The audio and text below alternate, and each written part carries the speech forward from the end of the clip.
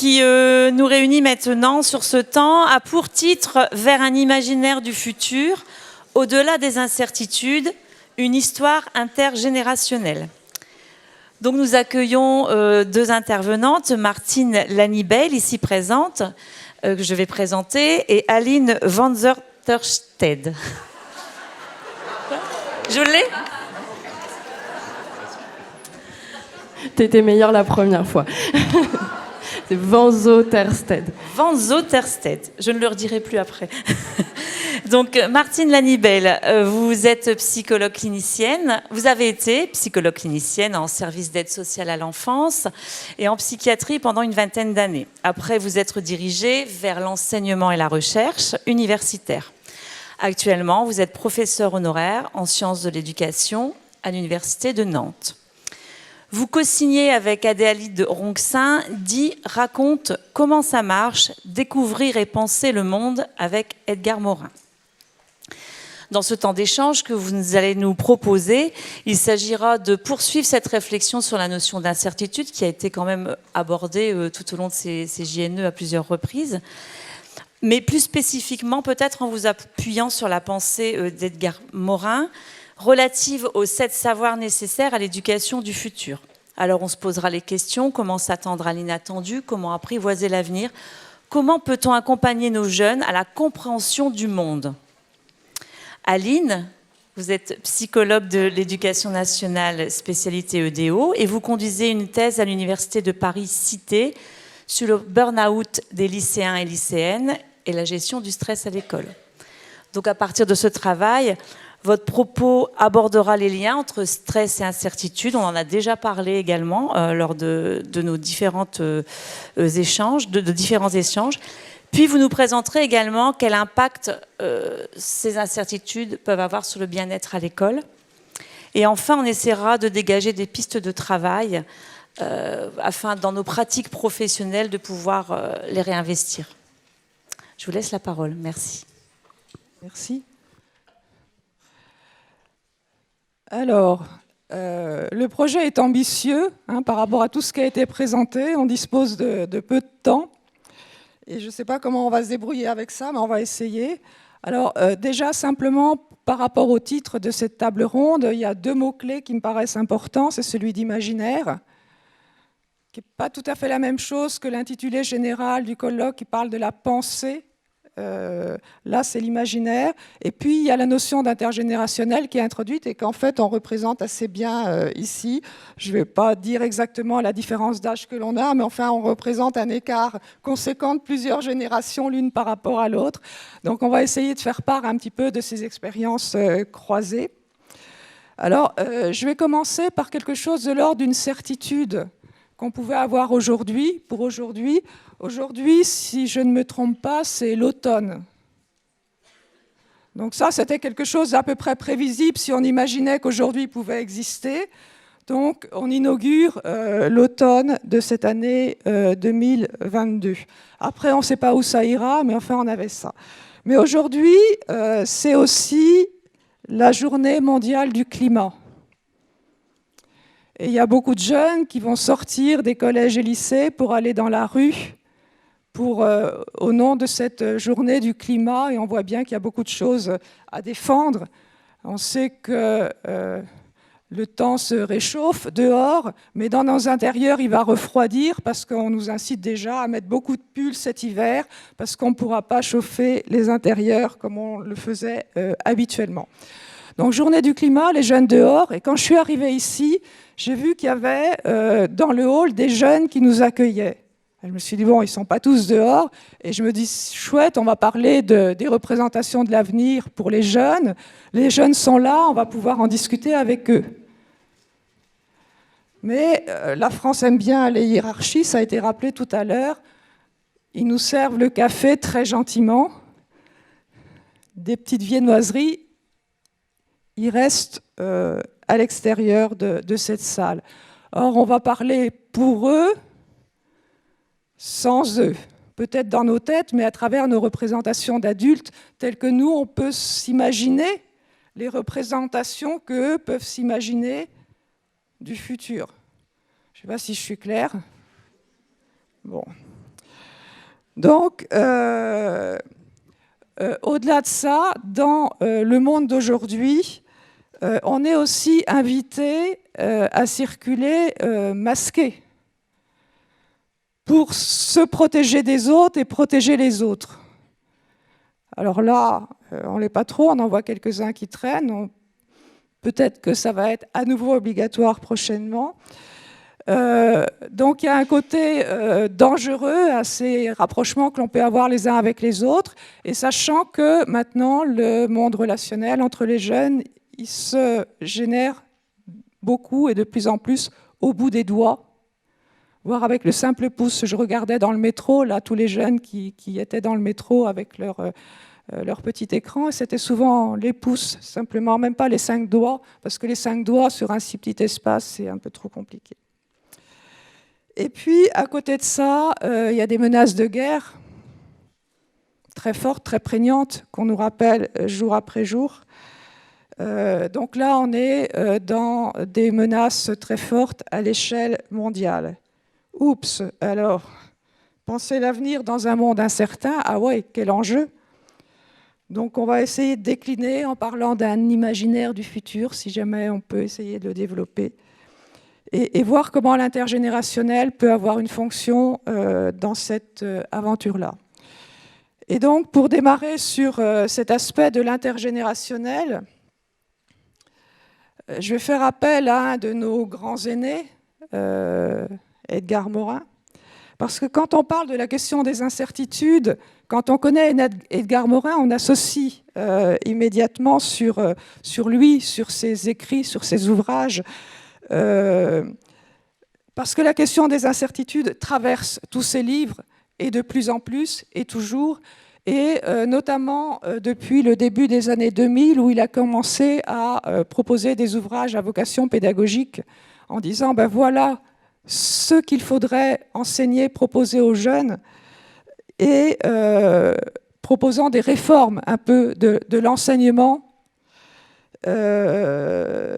et où cette notion d'imprédictibilité est très très présente. Donc dans un des premiers de ses ouvrages pédagogiques qu'il a produit, Les 7 savoirs, 7 savoirs nécessaires à l'éducation du futur, donc on est bien dans la thématique complètement de ce jour. Le 5e savoir dont il parle, c'est l'incertitude. Alors quand je dis le 5e, ils ne sont pas hiérarchisés. Il présente 7 savoirs. Je vais juste les rappeler rapidement pour voir comment l'incertitude prend place dans ces 7 savoirs qu'il propose. Et moi, j'ai cassé la linéarité de ces 7 savoirs qu'il propose. Il y a 7 chapitres dans l'ouvrage. Je les ai rassemblés 2 par 2 parce que je trouve qu'ils allaient bien 2 par 2. Et le dernier fédérant l'ensemble. Donc, dans les savoirs qu'il propose, il y a les cécités de la connaissance et la connaissance pertinente. On n'est pas dans les programmations, on va faire de l'histoire, de la géographie, des mathématiques, de la physique, etc. Voilà ce qu'il propose pour que l'on devrait enseigner aux jeunes. 2 autres savoirs que j'ai associés, c'est la condition humaine et l'identité terrienne. Et 3e groupe que j'ai repéré, les incertitudes dont on parle et la compréhension. Et on va voir là qu'on peut associer les deux pour essayer de comprendre le monde au-delà de ces incertitudes. Et j'ai rassemblé le 7e savoir qui, pour moi, surplombe tous les autres, qui est l'éthique du genre humain. Et qui devrait être absolument transversale à tout moment de la vie, de nos enseignements, etc. Donc, voilà comment il définit dans cet ouvrage-là les incertitudes à affronter. Et c'est bien là que le bas blesse d'ailleurs. Les siècles précédents ont toujours cru, de l'ordre de la croyance, en un futur soit répétitif, soit progressif. On aime bien l'idée de répétition. Chaque fois qu'il y a quelque chose qui arrive, ça répète toujours quelque chose, quoi.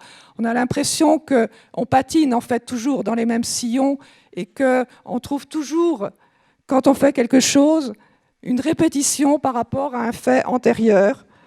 Et imaginant qu'on serait assez peu innovant dans nos actions. Donc, futur soit répétitif, soit progressif. Hein, l'idée on va vers une notion de progrès, vers un monde qui serait meilleur. Mais tout ça, ça s'est cassé la gueule, hein, évidemment, dans les représentations. Le XXe siècle a découvert la perte du futur, c'est-à-dire son imprédictibilité. On s'est rendu compte qu'au-delà de tout ça, au-delà de toutes ces croyances, ce qui se produit n'est pas ce qui était prévu ou escompté. Cette prise de conscience doit être accompagnée par une autre rétroactive et corrélative, celle que l'histoire humaine a été et demeure une aventure inconnue. Il faut, précise-t-il un peu plus loin, se débarrasser de l'illusion de prédire le destin humain. On aime bien ça, hein, on va lire son horoscope, hein, on aime bien savoir et se rassurer de cette façon-là. Qu'on est en relation instable et incertaine avec des accidents et aléas innombrables. Et il ne faut pas grand-chose pour bousculer les prédictions que l'on avait pu faire.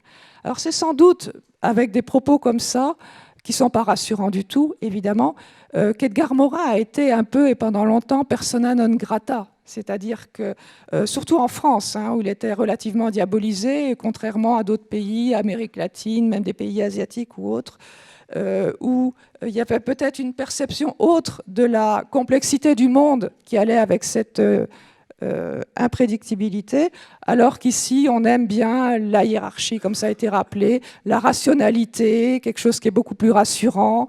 Et donc, imaginer que demain peut être préécrit à l'avance et qu'on sait vers où on va.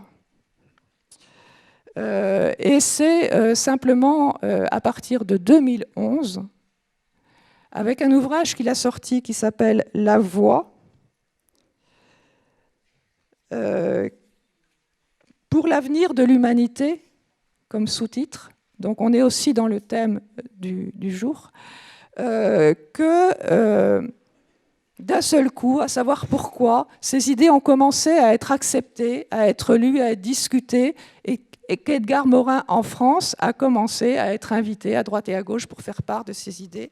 Il avait 90 ans en 2011. Il n'est jamais trop tard, va-t-on dire.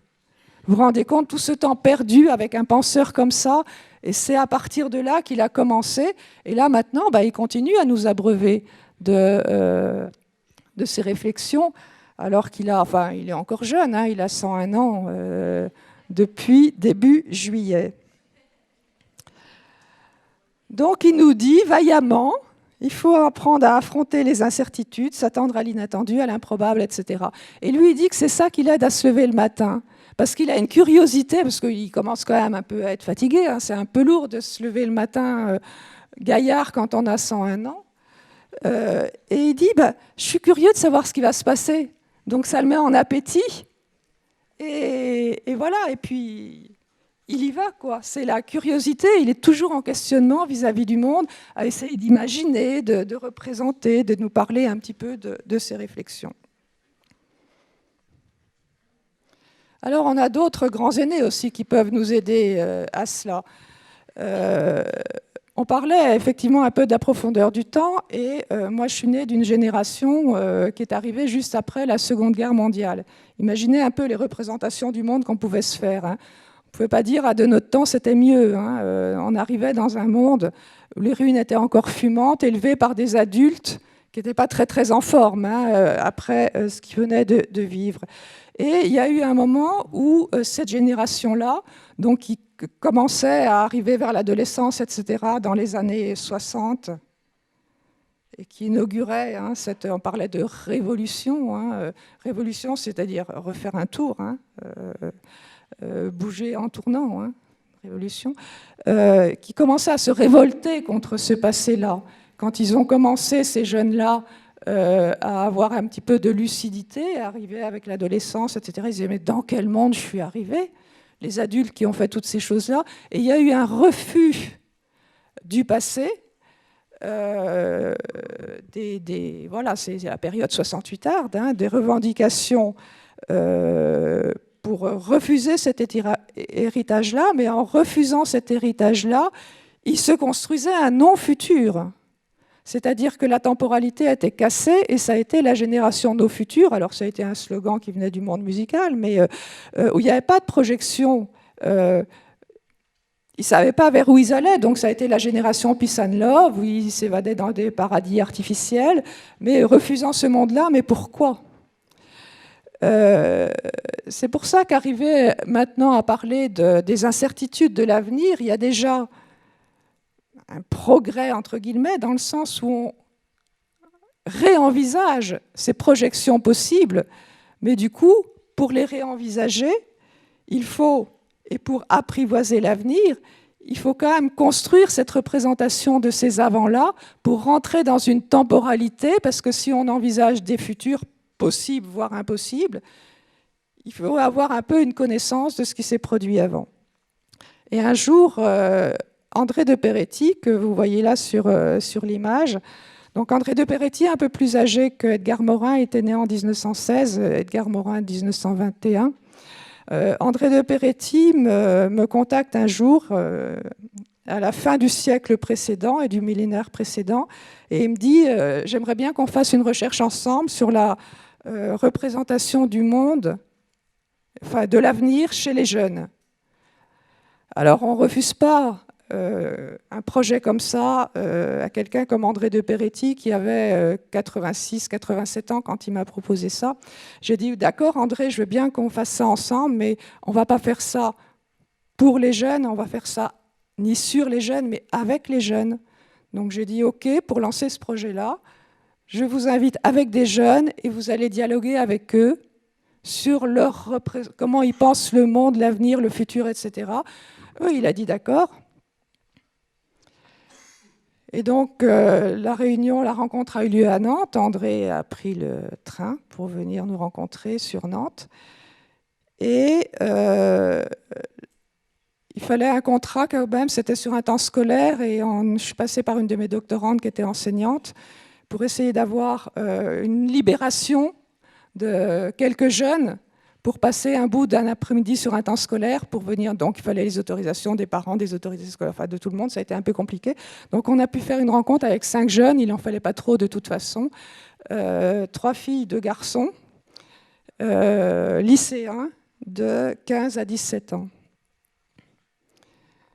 Et quand ils se sont trouvés face à André de Peretti, qui était 2 fois plus petit qu'eux, ils ont été très, très impressionnés parce qu'ils avaient rarement vu ou été en contact avec quelqu'un de si âgé que cela. Et après la phase de présentation, ils n'arrivaient pas à parler, à dire quoi que ce soit. Et c'est là qu'André a prononcé ce que j'ai appelé sa phrase sésame. Il leur a dit « Vous représentez-vous comment était le monde quand j'avais votre âge ?» Ils avaient eu des cours d'histoire. Ils étaient en lycée, sec, aucune représentation. On parle des représentations du futur, mais déjà de... Alors il dit, écoutez, je suis né au milieu de la Première Guerre mondiale. Ça leur disait vaguement quelque chose. Vaguement. J'ai été jeune adulte au début de la seconde. Je préfère dire seconde encore, tant qu'on peut, plutôt que deuxième.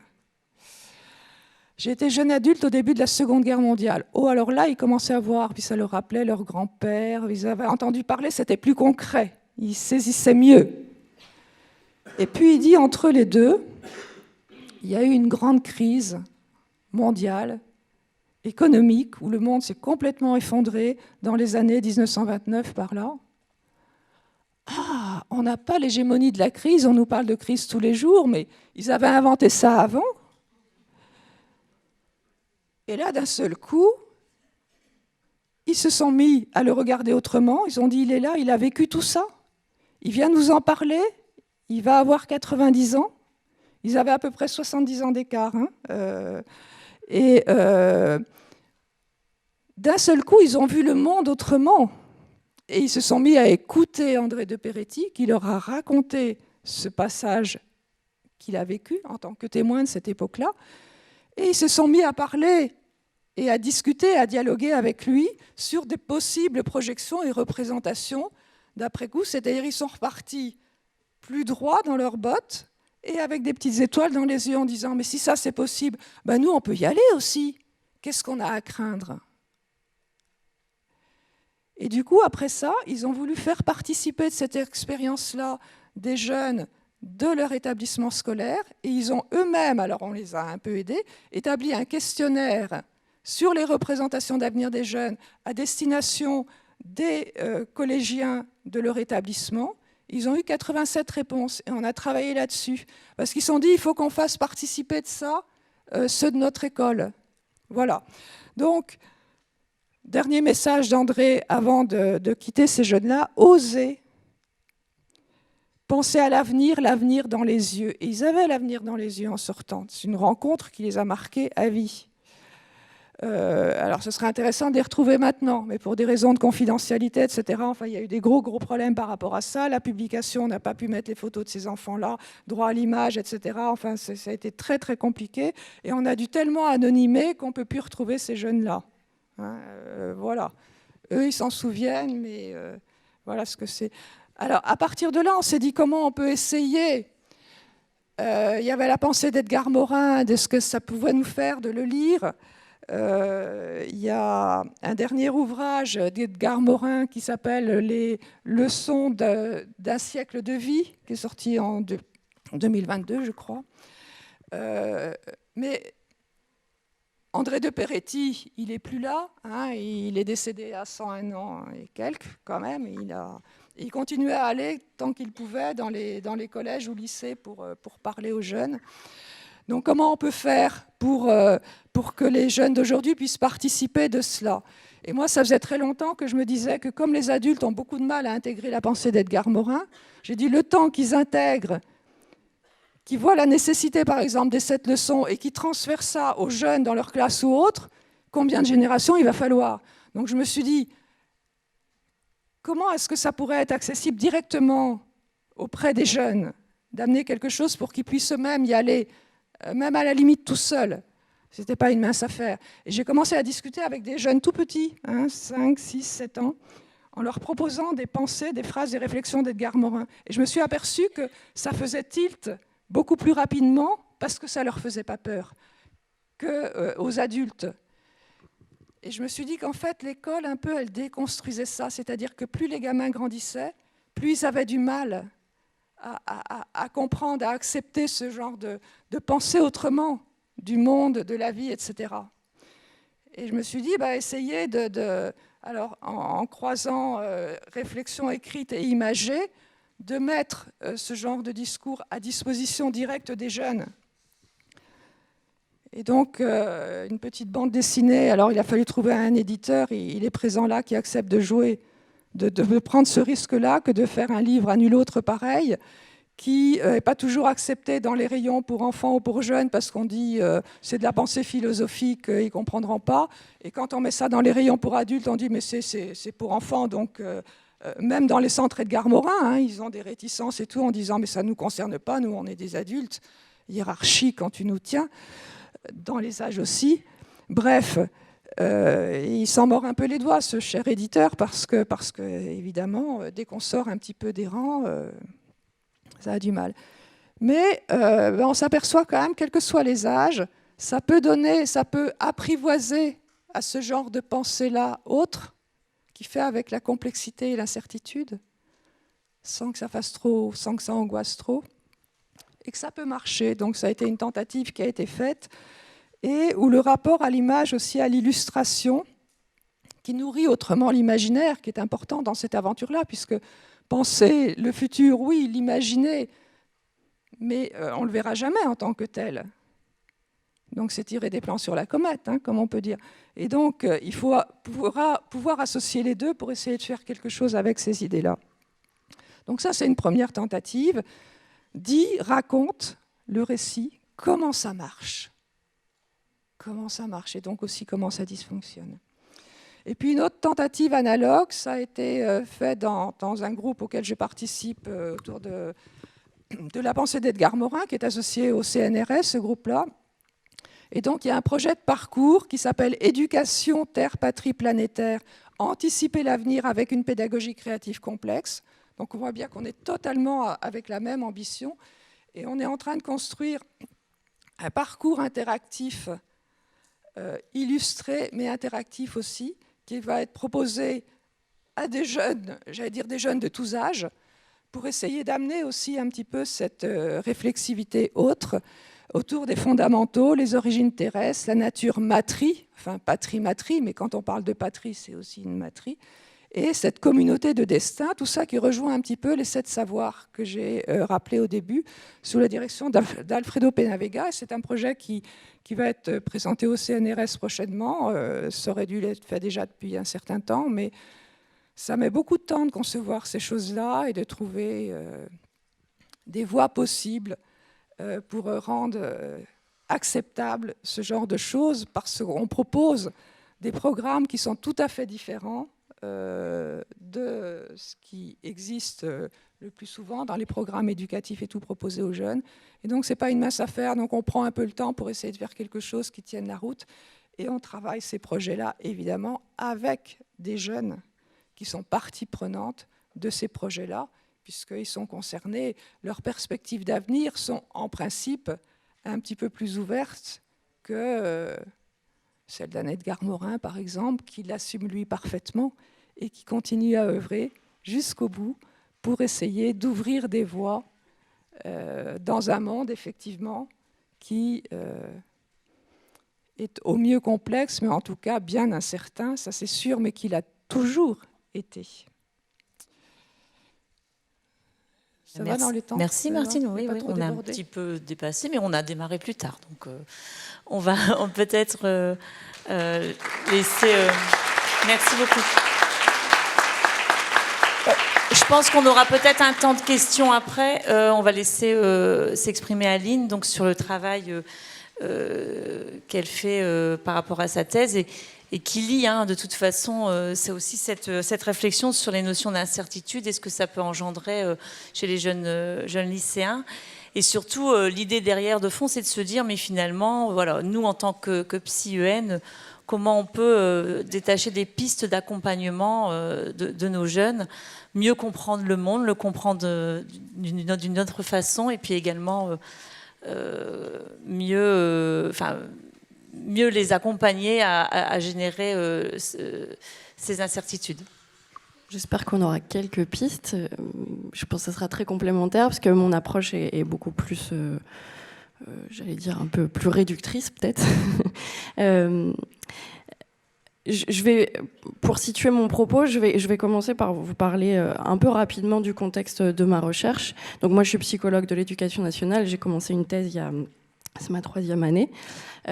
Et cette thèse, elle porte sur le bien-être à l'école par le prisme du burn-out scolaire et de l'engagement dans le travail scolaire, l'engagement plutôt émotionnel.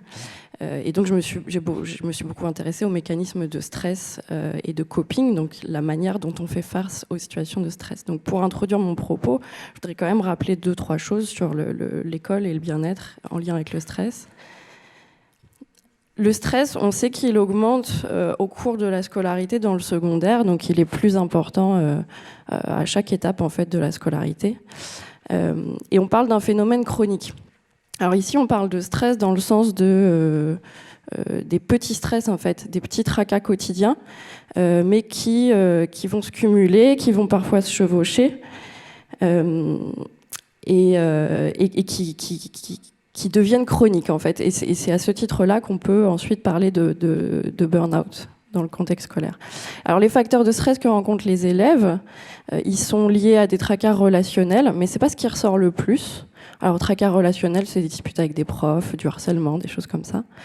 Mais ils sont surtout, en fait, ce qui ressort le plus, ça va être la charge de travail, et ça, elle augmente énormément au lycée, en particulier en voie générale. Et puis, il y a les inquiétudes qui sont liées à l'orientation. Et ça, elles apparaissent assez tôt.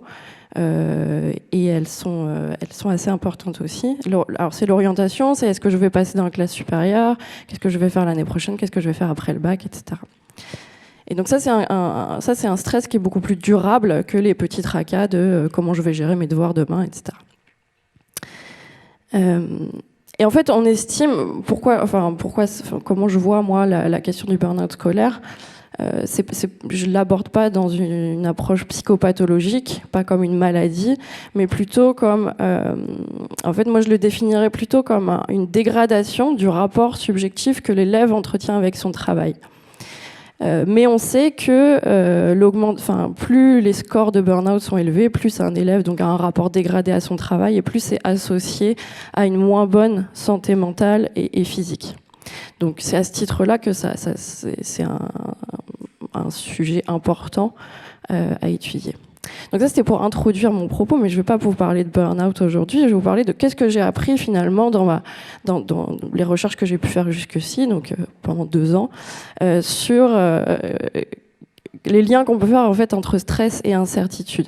Il y a énormément de caractéristiques d'une situation qui peuvent la rendre plus ou moins stressante. Et parmi ces caractéristiques, il y en a certaines qui sont liées à l'incertitude. Par exemple, est-ce que l'événement que j'appréhende, est-ce qu'il va survenir ou pas ? Peut-être ça va arriver, peut-être ça va pas arriver. Ça veut dire que là, il y a des questions de probabilité. Alors, dans certaines situations, il peut y avoir des probabilités statistiques qui sont claires. Mais entre ces probabilités statistiques et la représentation que moi je m'en fais, il y a un écart. Par exemple, quand je parle de Parcoursup avec des élèves de terminale, bêtement, je croyais les rassurer en leur disant qu'en voie générale, 97% des élèves obtiennent un de leurs vœux sur Parcoursup. Et en fait, leur réaction, mais c'est 3%, c'est énorme. Et donc là, on voit en fait qu'en fonction de leur représentation de la situation et de l'enjeu qu'ils mettent à la situation, et le 3%, il est énorme ou il n'est pas énorme. Donc il y a la question du sens qu'ils mettent par rapport à tout ça. Et ces questions de probabilité que nous, on peut voir peut-être un peu plus froidement, finalement, voilà, 3%, ça peut être petit ou ça peut être énorme en fonction du sens qu'on met derrière et de l'enjeu. Et puis, il y a l'incertitude temporelle. L'événement va survenir, mais on ne sait pas quand. Plus il est lointain, et plus on va avoir tendance à réagir par l'évitement. Si on vous dit, vous êtes en seconde, on vous parle de Parcoursup, on s'en fout. C'est pas la peine de s'en préoccuper. Et plus là, quand on se rapproche de l'événement, là, on va commencer à se mobiliser, à mettre en place des stratégies pour faire face à la situation. Donc des stratégies de résolution de problèmes, aller chercher de l'information, planifier, ou même gérer ses émotions qui vont être liées à ça. Ça, c'est important puisqu'on parlait beaucoup ces derniers jours des questions par exemple, d'enjeux climatiques. Et je pense que c'est un peu ça qui s'est passé. Ça fait longtemps qu'on nous dit que le changement climatique, ça va arriver, mais on ne le voyait pas, on ne savait pas forcément quand. Et donc, dans ce cas-là, effectivement, la réaction humaine, en fait, c'est de ne pas s'en préoccuper, en fait, d'être dans l'évitement, ce qu'on appelle dans le milieu du coping, dans le champ du coping, on appelle ça l'évitement. Et puis, ce qui me paraît le plus important, comme facteur lié à l'incertitude, c'est la notion d'ambiguïté. La notion d'ambiguïté, en fait, ça renvoie au fait que une situation, on la comprend pas tout à fait. On n'a pas bien cerné le problème, il nous manque des informations. Les enjeux de changement climatique, ils comportent beaucoup d'ambiguïté. Mais la projection dans l'avenir pour un lycéen, par exemple, qui va rentrer dans l'enseignement supérieur, il y a énormément d'ambiguïté aussi. C'est-à-dire dans le sens où je sais pas, finalement, j'ai pas de représentation très précise et très claire de ce que c'est que l'université ou la prépa ou toutes ces choses-là. Et puis il y a plein de choses derrière ça. Il y a l'université, il y a le déroulement des cours, est-ce que les profs vont être sympas et où est-ce que je vais loger et comment je vais... plein de questions en fait. Et beaucoup de choses sont floues ou peu claires, etc. Et en fait, dans ces cas-là, on va générer des scénarios, des alternatives de scénarios. Ça peut se passer comme ça, ou ça peut se passer comme ça, ou ça peut se passer comme ça. Mais c'est assez compliqué de générer des scénarios avec peu d'informations. Et en fait, souvent, dans une situation où on manque d'informations, la situation n'est pas claire et le sens n'est pas clair, on va souvent avoir tendance, en fait, c'est parce que ça génère plus d'anxiété et on va souvent avoir tendance le scénario le plus menaçant va avoir tendance à prendre beaucoup plus de place dans notre tête en fait. dans ce genre de situation, on peut, en fait, on manque de contrôle sur la situation. On peut se sentir du coup dans une situation d'impuissance. Et plus une situation est ambiguë, et plus les facteurs individuels de personnalité notamment vont jouer dans l'interprétation qu'on a de cette situation. Donc par exemple, si j'ai une forte intolérance à l'incertitude, ce qui est le cas des personnes anxieuses, et ben je vais avoir tendance à justement à générer beaucoup de scénarios très négatifs et très menaçants, et à croire fortement qu'ils sont probables. Et donc ces situations-là sont assez révélatrices en fait justement de la personnalité des individus, et c'est là où on voit exploser un peu les élèves qui sont très anxieux par exemple. C'est important parce qu'en fait souvent dans ce cas-là, et notamment si les émotions de stress, d'anxiété prennent beaucoup de place, souvent on a un scénario, on va toujours générer plusieurs scénarios, mais dans ces scénarios, il y en a qui sont positifs, et puis il y en a qui sont négatifs, et il y en a qui ont des conséquences plus ou moins importantes. Et dans ce cas-là, en fait, souvent le scénario le plus négatif et avec les conséquences les plus importantes, il va avoir tendance à prendre plus de place, puisqu'on a tous ces heuristiques. Les probabilités, elles ne sont pas interprétées de manière très statistique dans notre tête. Et comme c'est le plus menaçant, c'est celui qu'il faut absolument le plus éviter, et donc il va prendre toute la place, sauf que du coup il va générer encore plus d'émotions négatives et il va nous paralyser possiblement. Donc ça c'est un truc important parce que c'est un truc sur lequel on peut jouer aussi, d'aider les élèves en fait à générer d'autres hypothèses. Et je vais vous parler de ça maintenant un petit peu. Donc toutes ces choses-là ont été développées par Lazarus et Foltmann il y a bien longtemps. Donc mais en fait ces modèles-là sont encore très très actifs aujourd'hui dans la recherche et on s'en sert pour plein de choses. Alors comment on peut apprivoiser ces questions-là de stress à l'école? Là je vous ai beaucoup parlé de l'incertitude, mais il y a d'autres facteurs de stress, hein, notamment la charge de travail. Alors on peut aider à réduire l'ambiguïté, c'est-à-dire donner des informations les plus claires possibles, donner des échéances claires sur les dates, sur les délais, pas trop tôt, pas trop tard. Si c'est trop tôt, on ne va pas mobiliser les élèves. Si c'est trop tard, ça va être très stressant. Donner des consignes précises, donner suffisamment d'informations. Alors on nous parle beaucoup de l'information chez nous, Psy-EN, mais c'est important en vrai. Hein.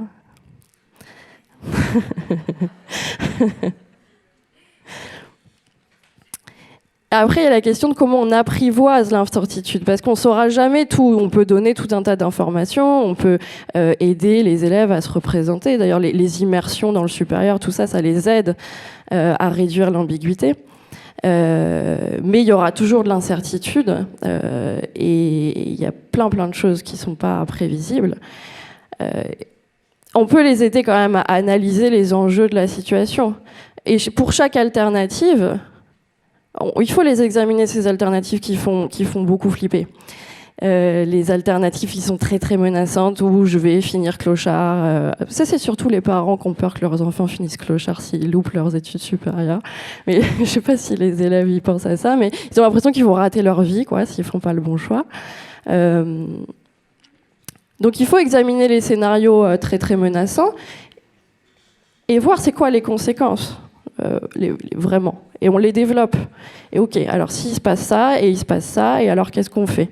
Et là, on leur apporte aussi des informations sur comment on peut réagir, comment on peut gérer ces situations-là. Mais il faut aussi les aider à générer des scénarios autres. Ça va peut-être très très mal se passer, oui c'est vrai, c'est une éventualité. Est-ce que ça pourrait se passer moyen? Est-ce que ça pourrait se passer bien? Voilà, si j'arrive à l'université, ok, c'est flippant, l'autonomie, on nous parle beaucoup de ça, par exemple. Je vais être tout seul, personne ne va m'aider, ok, bon. Est-ce que ça peut se passer autrement? Peut-être je vais me faire des amis, peut-être que je vais tomber sur des profs sympas. Il y a plein de choses qui peuvent se passer aussi de positives. Et ça, il faut les aider, et c'est vraiment un truc qu'il faut... Enfin, nous aussi, il faut qu'on s'entraîne tout le temps à faire ça. Moi, je le fais souvent. Parce que en fait, on a un biais, on a des biais hein, qui nous amènent à voir quand même beaucoup plus facilement les choses menaçantes et les choses négatives. Donc c'est vraiment un entraînement à faire un peu au quotidien. Bon, c'est pas notre sujet, la charge de travail, mais quand même, parce que quand même mon sujet à la base c'est le burn-out scolaire. Le gros facteur de burn-out scolaire, c'est quand même la charge de travail. Donc je pouvais pas non plus passer ça sous silence. Alors on peut dire aux profs que ce serait bien de mieux répartir la charge de travail, etc., mais il y a un enjeu qui est structurel. En fait, les programmes, c'est les programmes. Et ça, c'est pas les profs qui vont changer ça. Bon, je pose ça là. Et puis, il y a apprendre à faire face. Et là, c'est vraiment des stratégies de résolution de problèmes. Comment j'aide mes élèves ou les jeunes que je fréquente à faire face à la situation, aller chercher de l'information, planifier, s'organiser, etc. Et ça, nous, on le fait, je pense, en entretien. On parle de compétences à s'orienter, par exemple. Je suis sûre qu'il y a plein de gens ici qui adorent ce concept. Dans les compétences à s'orienter, il y a aussi ces questions-là de comment je fais pour aller chercher de l'information, poser des questions, etc. Mais c'est des compétences qui sont utiles pour tout. Hein. La planification, l'organisation, apprendre à poser les questions aux bonnes personnes, etc. Et puis, dernière chose, c'est de mettre en valeur, essayer de rendre saillantes les ressources des élèves, à la fois leurs propres ressources et les ressources de leur environnement. Donc, c'est renforcer leur perception à eux de leurs propres ressources, qu'est-ce qu'ils sont capables de faire, et puis les ressources qu'ils peuvent avoir autour d'eux, les personnes qui peuvent les aider. Et parmi les personnes qui peuvent les aider, il y a les enseignants. Une des choses que j'ai apprises dans mes recherches jusqu'à maintenant, c'est que le rôle des enseignants pour le bien-être des élèves, il est fondamental. Et pas juste pour leur bien-être à l'école, en fait. J'ai lu récemment une méta-analyse qui disait que parmi les sources de soutien social qui contribuent au bien-être des jeunes, des élèves du secondaire et des étudiants, la plus importante, c'est les enseignants. Et là, on parle du bien-être général, hein, du bien-être dans la vie, pas juste le bien-être à l'école. C'est les enseignants avant les parents, avant les camarades. Évidemment, avant le psychoscolaire qui voit au mieux une fois par an.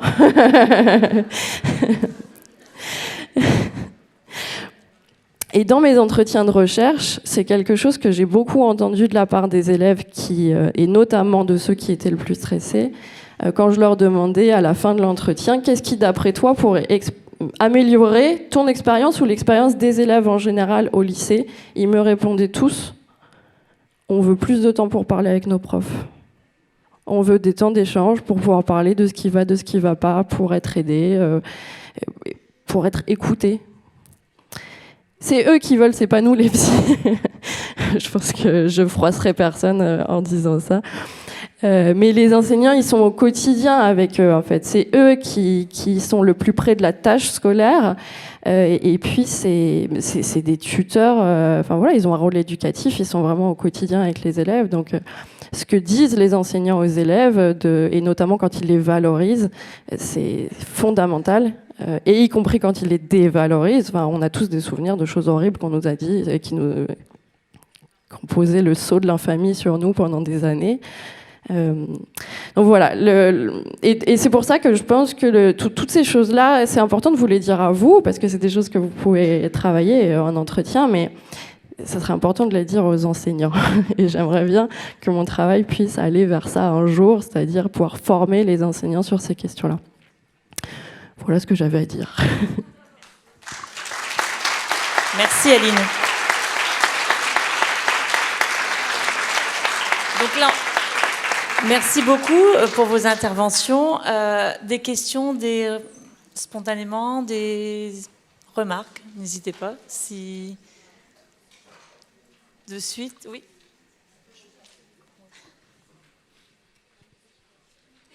Donc si je comprends bien, Aline, en fait, ce sont les enseignants qui seraient les mieux placés peut-être pour permettre à nos jeunes une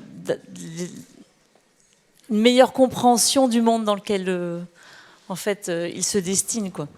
Et je me demandais, Martine, justement, comment on peut travailler justement avec les acteurs de l'éducation nationale, à les aider justement à s'armer pour permettre cette transmission, cette compréhension du monde. Comment faire, enfin, comment on pourrait... bon, vous avez évoqué les parcours interactifs, peut-être, enfin, peut-être l'utilisation de la bande dessinée, effectivement, de repenser à s'interroger, enfin, à discuter avec nos jeunes différemment autour de ces thèmes.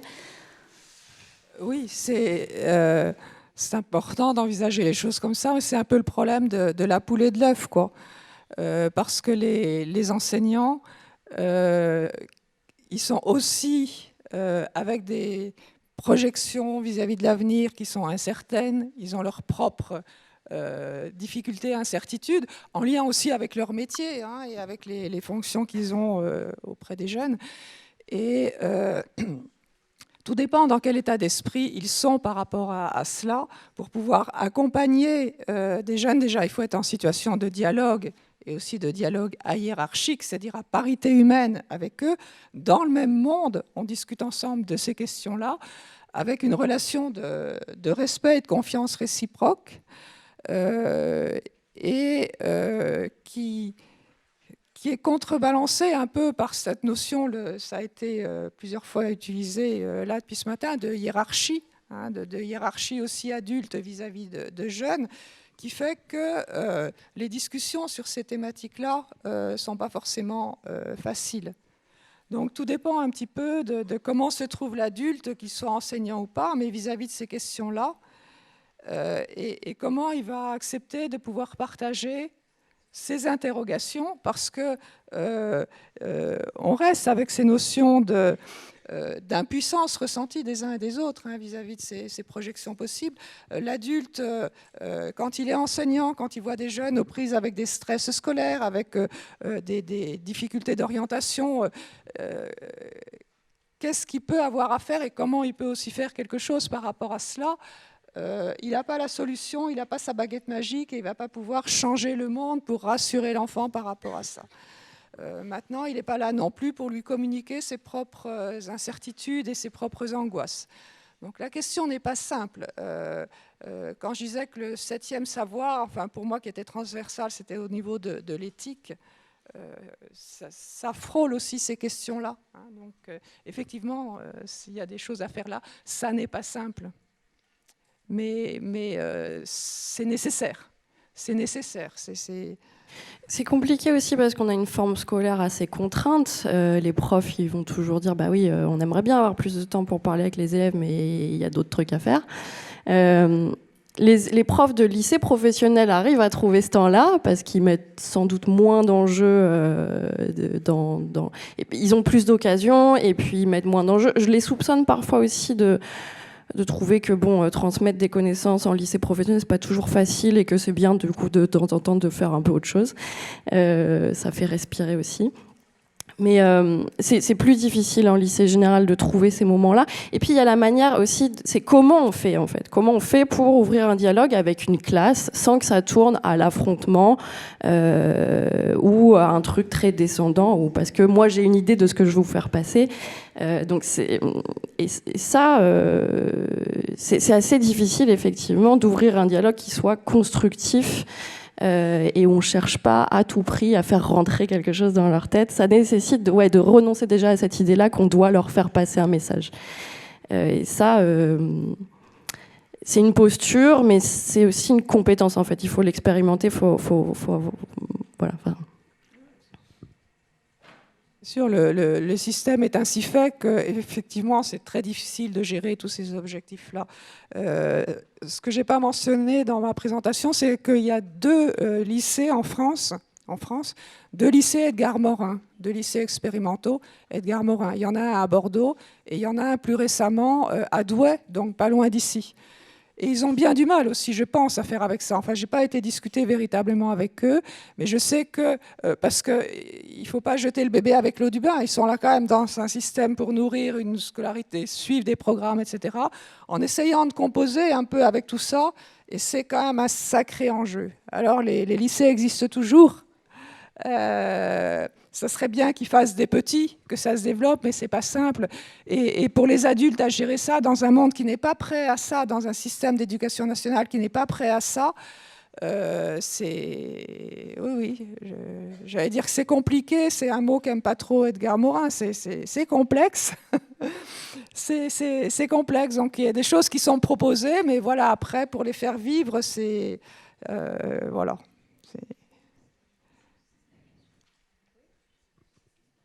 Bonjour, j'aurais une question par rapport justement à la gestion du stress dans les établissements scolaires. Est-ce que vous pensez que intervenir en fait en expliquant les mécanismes du stress afin de favoriser la réflexivité des élèves, c'est-à-dire leur expliquer par exemple qu'il y a un bon stress qui sert à mobiliser, que c'est tout à fait normal d'éprouver cette sensation-là, et un stress qui peut être contre-productif, pourrait être bénéfique en fait simplement pour le bien-être des élèves? Moi, je pense que expliquer des trucs sur les mécanismes psychologiques aux jeunes, c'est bien, d'une manière générale. et ça les intéresse. Ça les intéresse énormément. Et alors, on a essayé ça l'année dernière avec une stagiaire qui était en master, justement. On a fait une séance, puisqu'on avait été un peu interpellés par une prof. On s'est dit, bah, c'est l'occasion. Elle, ça sera bien pour son mémoire. Et donc on est allé, faire une présentation un peu, voilà, le schéma, comment ça marche, les mécanismes du stress, etc. Et puis derrière, on leur a proposé 2 petits ateliers pour ceux qui étaient volontaires, pour apprendre des techniques de gestion. Et c'était assez positif. D'ailleurs, on publie les résultats de ce travail-là dans le prochain question d'orientation. Après, voilà, il y a toujours plein de choses à faire avec les élèves. Notre temps avec les élèves, il est pas infini, donc c'est toujours une question de priorité. Je suis toujours aussi un petit peu embêtée. Enfin, donc ma réponse est toujours oui, hein. De toute façon, c'est important, c'est toujours intéressant. Mais je suis toujours aussi un peu embêtée par rapport à ces questions de gestion du stress, de l'aborder uniquement du point de vue des élèves. Et je pense qu'il faut le penser aussi au niveau de l'institution, à la fois en tant qu'institution globale éducation nationale, mais en tant que aussi qu'est-ce qui se passe au niveau de l'établissement scolaire.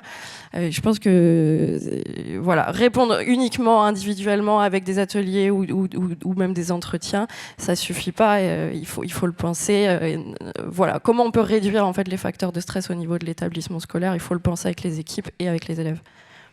Du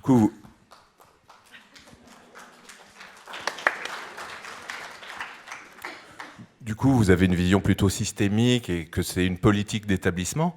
Alors, que pensez-vous de toutes les interventions justement sur le bien-être qui renvoient, j'allais dire, l'élève à sa condition individuelle avec des techniques de relaxation, c'est-à-dire sans faire fi en fait du climat scolaire, enfin sans prendre en considération le climat scolaire plutôt. C'est la même chose que ce qui se passe en entreprise, ouais. Je vois. Quand même, ça m'interpelle, c'est que je me dis, ok, ça veut dire que l'établissement, il repère quand même qu'il y a quelque chose qui a un besoin. Alors, il y répond avec de la sophrologie. Bon. Ok. On va pas aller leur dire la sophrologie c'est nul, il faut pas le faire, mais il faut peut-être s'appuyer sur ce constat-là qu'ils ont fait eux-mêmes et voir comment on peut penser les choses un peu autrement. Est-ce qu'il n'y a pas d'autres leviers aussi qui seraient peut-être plus efficaces que de prendre juste 10 élèves en sophro en fait, et de dire comment on peut améliorer les choses pour tout le monde. Et puis le stress aussi, voilà, avec cette approche-là, alors je connais pas bien la sophrologie, je pense que c'est pas que des techniques corporelles, mais qu'il y a aussi des techniques de représentation mentale, etc. Mais quand même dans ces questions de stress, souvent la réponse est la relaxation physique. Mais en fait, si je me relaxe, je peux être relaxée tout ce que je veux. Si quand je sors de ma relaxation, la première pensée qui me vient, c'est « je suis nulle, j'y arriverai jamais », bon, ça va pas durer bien longtemps cet état de relaxation. Donc, il faut vraiment aussi travailler sur les mécanismes cognitifs. Mais il y a vraiment, comme je disais, le premier facteur de stress chez les lycéens, c'est quand même la charge de travail. Voilà, il faut. Je sais pas comment on peut répondre à ça au niveau d'un établissement scolaire, honnêtement. Il y a sûrement des petites marges de manœuvre, mais la question est quand même plus globale. Peut-être, si je peux juste rebondir sur cette question-là, c'est que quand on parle de charge de travail, on est au niveau d'une éducation bancaire et du quantitatif. Or, les savoirs vont passer à partir du moment où le qualitatif il est présent. Et il permet de le faire. Et à ce moment-là, ça pose plus de problème. Enfin, les savoirs arrivent. L'objectif, il est quand même bien là, de construire des savoirs sur le monde et avec le monde. Mais envisager cette question-là par le biais du qualitatif, à tout niveau, que ce soit au niveau individuel, intra-individuel, plus global, etc. Et ne pas se focaliser sur le quantitatif, parce que ça, c'est une catastrophe. On est perdant à tous les coups. Mais je pense que dans le monde économique, c'est pareil. Bon, ça, c'est encore autre chose. Mais c'est vrai que tant qu'on est avec des perspectives bancaires d'accumulation, on accumule des crédits aussi en termes... Voilà, on accumule... Comment ça s'appelle à l'université, là? Vous avez des... Les ECTS. Voilà, c'est une catastrophe. Il faut vraiment virer de bord par rapport à ça et mettre en avant la qualité. Alors, j'aime pas trop quand enfin, je trouve ça un progrès de parler de bien-être à l'école, mais bien-être intègre le mal-être. On est toujours dans cette dichotomie-là, même si les deux coexistent, évidemment. Mais il faut essayer de le penser autrement sur cette notion d'une qualité qu'on ne va pas connoter a priori, parce que c'est comme dans la question du stress, il y a du bon stress aussi, c'est-à-dire il ne faut pas balayer le stress en disant, voilà. Donc il faut complexifier un peu la chose en sachant qu'il y a toujours, pour que ça féconde quelque chose, la confrontation entre une chose et son contraire. On ne pourra pas éviter la mort en privilégiant la vie. L'un ne va pas sans l'autre. Et c'est pareil pour tout cela. Donc, voilà. Effectivement, c'est important d'aborder ces questions-là et apprivoiser le stress, c'est aussi accepter que du stress, il y en a tout le temps, en fait. Voilà, des tuiles, c'est tous les jours qu'on en rencontre, des petites, des grosses, tout le temps. Mais sur cette notion de bon stress ou de quantitatif, quand même, même le bon stress, ça pourrit la santé, en fait. C'est-à-dire que... Et même quand je fais quelque chose qui me passionne, comme moi l'année dernière, première année de thèse, j'étais à fond, passionnée, surexcitée. Et j'ai fini en burn-out, quand même. Quand même. Alors, c'est pas le cas de tout le monde, hein. Je connais des gens qui tiennent comme ça pendant 10 ans, 20 ans, mais c'est très complexe, hein, ces choses-là, évidemment. Mais voilà, donc il y a quand même une question de quantité, mine de rien, à un moment donné. Je ne prends pas la parole sans ressentir un certain stress. Et j'espère qu'il ne va pas me mener au burn-out quand même. Voilà. Oui, c'est pas qu'une plaisanterie. Dans ma carrière, j'ai été tout le temps, on est tout le temps confronté à ce stress des collégiens, des lycéens. Et la première chose, je crois, enfin, qui me semble importante, c'est de le supporter. C'est justement de le supporter dans nos entretiens, dans la relation qu'on établit avec ces jeunes, qu'on établit aussi avec les parents et qu'on établit aussi avec les enseignants dont vous avez souligné que ce sont souvent les premiers stressés pour des raisons qui sont propres aux enseignants, c'est ce qu'on disait, et qui tiennent aussi à l'image qu'ils renvoient de ce qu'ils font avec les évaluations maintenant des établissements, d'un peu tout le monde, sur le métier d'enseignant en tant que tel et ses pratiques. Alors, j'ai été très intéressé par le moment où, justement, vous abordiez cette préférence que semblent manifester les lycéens pour leurs enseignants, dans l'espoir de justement améliorer leur stress ou de leur situation, au détriment du psychologue et des psychologues de l'éducation. Et je me demande, et je crois savoir qu'il y a eu dans les ateliers d'hier un atelier qui était consacré au soutien. Oui, j'ai appris ça par des collègues à la sortie, quand par ailleurs un autre atelier était consacré à l'analyse des pratiques. Alors je vais essayer de faire une suggestion, de rassembler ces deux pistes, parce que en vous demandant ce que vous en pensez de ces pistes, entre parenthèses, mais est-ce que pour le psychologue de l'éducation nationale, il n'y a pas quand même ces deux pistes ou cette piste du soutien aux collègues enseignants en particulier, mais aussi bien sûr aux élèves et aux parents, mais aux enseignants en particulier, notamment dans ces démarches de soutien au soutien qui sont structurées aujourd'hui par une association, ils s'appellent l'AXAS, mais aussi, et ça c'est une expérience dans laquelle certains s'engagent aujourd'hui, et c'est pour ça que je prends la parole aussi là-dessus, qui consiste à proposer des groupes d'analyse de pratique aux enseignants. Et au cours de ces analyses de pratique, ces questions du stress, de leur stress bien sûr, mais aussi du stress des élèves, et parfois même du stress que ces enseignants produisent sur les élèves, bien sûr ces questions sont évoquées. Voilà. Donc je voudrais savoir si dans vos recherches et dans vos démarches, quelle place est faite à justement ces pistes-là? Enfin, moi, c'est un truc que j'ai en arrière-fond depuis un petit moment maintenant, où je me dis... Enfin, en fait, depuis que je suis psy dans l'éducation nationale, je me dis ça manque en fait, de l'analyse de pratique avec les profs, qui puissent dire les situations qui leur posent problème, au-delà des choses pédagogiques en fait. Mais,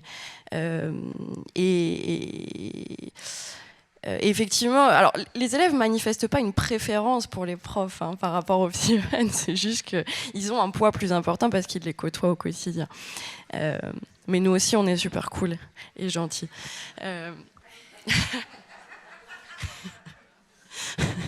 Non, pas tous. Si.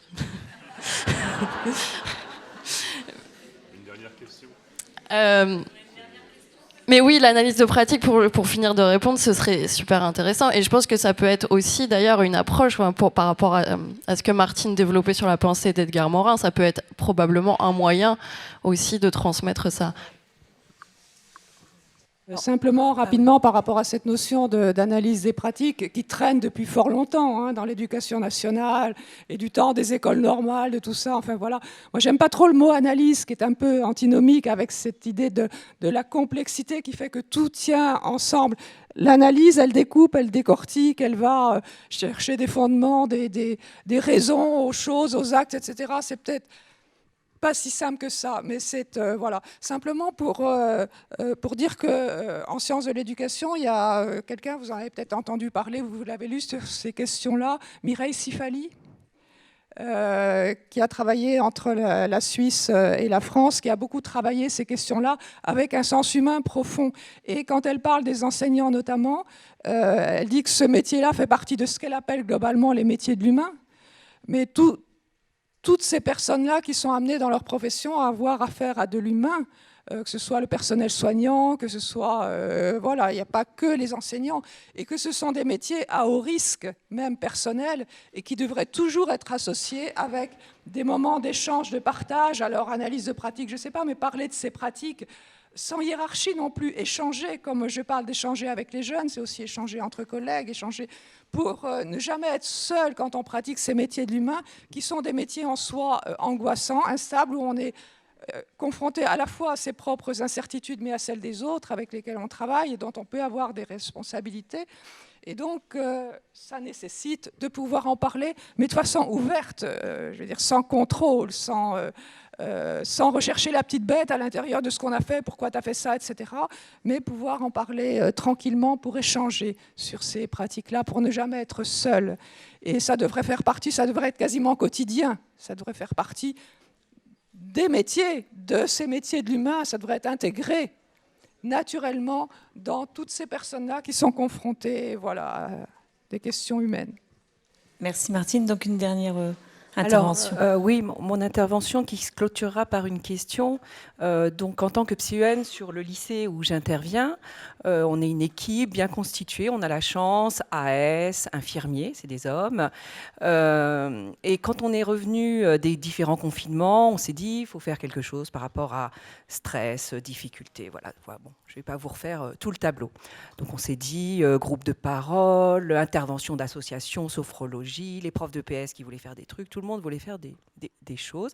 Sauf qu'on est dans un établissement où il y a 14 classes par niveau, je pense que ça va parler aux collègues, des sections de liste d'enseignement professionnel où là je crois que ça doit être 4 ou 5 classes par niveau, et on a une dizaine de sections d'enseignement supérieur, BTS, DCG. Donc ça commence à faire, même si on a beaucoup de volonté, même si on est nombreux, pour des groupes de parole, des activités de détente, etc., ça devient compliqué parce que les emplois du temps sont compliqués. Donc voilà. Et puis, du coup, en début d'année, j'interviens en fait au moment où il y a les élections du CVL, c'est-à-dire que ça rassemble tous les délégués des élèves. Les CPE organisent leurs élections, tout ça de leur côté. Puis moi, puis des fois, il y a l'assistante sociale, les infirmiers. On en profite pour avoir un échange avec les représentants des élèves sur différents sujets, voilà, de vie, de qui on est, de ce qu'on fait, de ce qui se passe avec les jeunes. Et on ouvre cette question. Comment on pourrait faire pour que ça se passe mieux, pour que ça aille bien, pour qu'on puisse être là en sachant que nous, on a ce problème-là du nombre, quoi. Et effectivement, les élèves qui nous disent, oui, effectivement, il y a plein de copains qui vont pas bien, il y a plein de copines qui vont pas bien, et puis on a vu pendant le confinement, on en a perdu, etc. Et puis là, il y a une jeune fille qui dit, est-ce qu'on pourrait pas faire comme Squid Game? Alors, pour ceux qui connaissent... Alors, Squid Game, c'est une série qui a été un peu l'objet d'un scandale, parce que c'est une série coréenne, où du coup, les jeunes jouent à des jeux, sauf que le problème, c'est qu'à la fin, ça se termine toujours par l'élimination ou la mort de certains. Donc, heureusement, j'étais au courant de ce qu'était Squid Game, donc j'interviens auprès de la jeune fille, où je lui dis, peut-être pas Squid Game. Et elle me dit, oui, mais nous, ce qu'on aura envie, c'est de jouer. On aimerait bien jouer, on aimerait bien faire des jeux comme ils font. Et du coup, ouvre la question sur le jeu. Et on arrive à la conclusion, et je vous passe les étapes avec les profs, etc., où en fait, plutôt que de parler du stress, de parler des difficultés, d'entrer par cette voie-là, et vous savez, voilà, vous me connaissez, j'aime bien regarder toujours ce que quand on parle de quelque chose, de quoi on ne parle pas. Et on est arrivé à la conclusion, alors on va voir comment on y arrive cette année, un peu mieux, on a une nouvelle direction, etc. C'est tout simplement de se dire, mais comment on fait pour passer du bon temps à l'école? Et bon, le bon temps est une notion aussi qui est développée par des philosophes, hein, mais où est ce bon temps, plutôt que de parler de stress, etc. Et qu'est-ce que nous faisons pour que l'école, on puisse encore y passer du bon temps? Et c'était le cœur essentiel, je vois maintenant, j'entends, et c'est une autre façon de le dire, au cœur des préoccupations des plus jeunes comme des adultes, passer du bon temps. Donc je vous pose la question. Bon temps et gai savoir. Voilà, comment passer du bon temps? Alors, expliquez peut-être, parce que tout le monde n'a pas forcément cette référence du bon temps et gai savoir. En tout cas, c'est essayer... Il y a eu quelques recherches qui se sont appuyées sur le faciès des jeunes à l'école pendant les cours. C'est en mathématiques que c'est le plus contrasté. Entre la joie de quelqu'un qui comprend quelque chose, pour reprendre une expression de Gaston Bachelard, plutôt que d'avoir cité Nietzsche à l'instant, tous les autres. Et on voit bien que le savoir est fortement affectivisé. Et donc, si on ne fait pas avec ces affects-là, on passe à côté de l'essentiel. Donc, c'est réhabiliter le plaisir à l'école. Prendre plaisir, effectivement, il y a des efforts à faire, c'est un peu astreignant, il faut se forcer à réfléchir, se concentrer, etc. Mais pour quelque chose. C'est comme l'exploration du monde qui doit être menée par une curiosité. Vous parliez de jeu, c'est un peu ça, c'est-à-dire transformer ça, effectivement. Alors, un côté ludique dans le sens, pas dans le sens forcément les games, machin, etc., mais transformer ce rapport au savoir en quelque chose qui peut être producteur à la fois de plaisir, mais aussi l'expression, je n'ai pas entendu encore, d'estime de soi. Et à tout niveau, quand on parlait des ressources, faire avec les ressources, tout le monde en a, et donc de valoriser ça et de s'appuyer là-dessus, au lieu de voir le côté plus sombre et douloureux de la chose. Donc c'est réhabiliter ça, parce que quand on comprend quelque chose, on est content, ça fait du bien. eh ben alors, autant s'en servir, quoi, et jouer de ça comme un moteur pour y aller. Merci. Bien, bah écoutez, je pense que on vous remercie grandement.